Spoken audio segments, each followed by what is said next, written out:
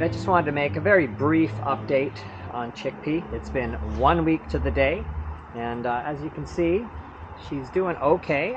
She's weighting her leg a lot more now. The first few days she was barely toe touching and was sort of keeping her leg off the ground. She's walking much better, and everything else is still the same. Still doing sits and stand exercises, still doing the bicycling of her leg, like just range of motion exercises.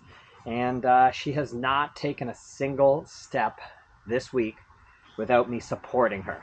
Now, as you can see, she's walking fine. I'm not putting a lot of pressure onto the harness, but I just want to make sure if the leg buckles or something happens that she's safe. And I'll swing the camera around and just walk her around the yard briefly so you can see how the leg is coming along. Chickpea, let's go this way.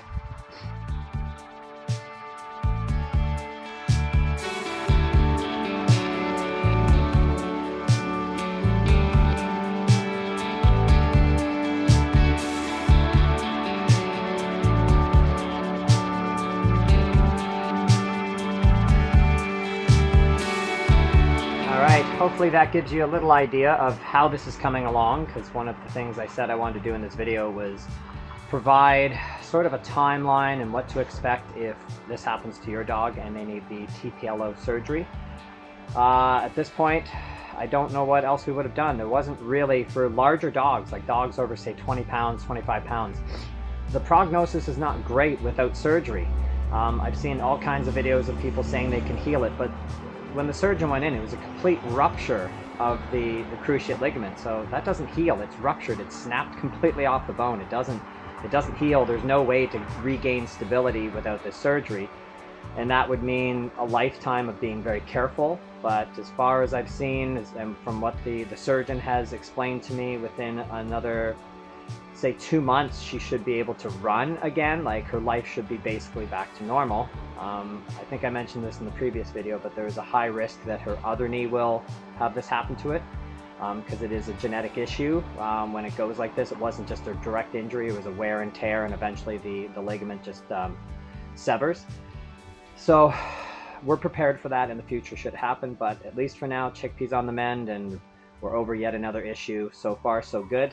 I'll give you another update in 1 more week, because next Monday we go in to get the sutures out, and then we get the update from the vet as to what the next steps are, like how much we can push. Can we start to walk her? What kind of things can we do? All right, so we'll see you in a week. Well, Chickpea, we are at the vet today. You love the vet.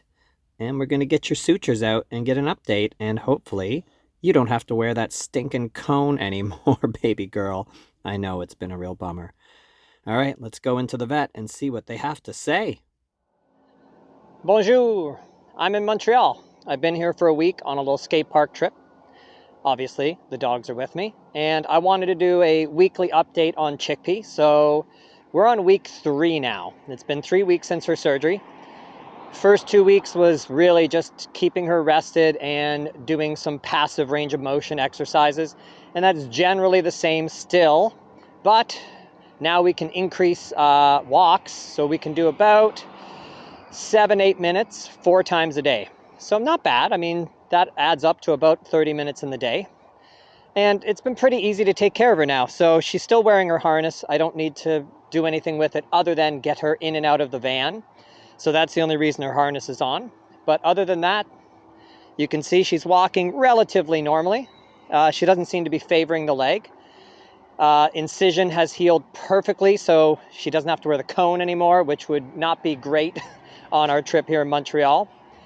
And generally speaking, it's been normal life with her. I'm still doing range of motion exercises and taking her for 4 short walks, but doing well. 3 weeks out of knee surgery, and here we are, walking nicely. All right, I'll check in another week. All right, we are now 4 weeks. It took me a second there. And not a lot to report. Chickpea. But at this point, we've been given the okay to go up and down stairs, but she has to be assisted. Come on, Pea. So I just need the sling when we're going up and down the stairs. Good girl. Free dog. And then other than that, no sling needed. Now, I'll probably still walk her, just have her like with the harness on.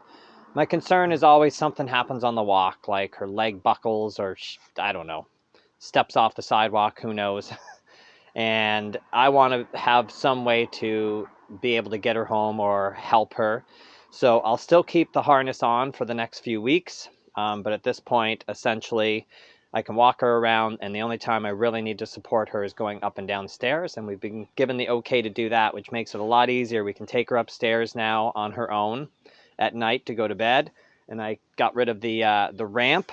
We can go put that back into storage. And now she can go up and down the back stairs as long as we've got her supported. Not much else to report. We go back at 8 weeks, and then they give us the next sort of set of physio stuff that we have to do.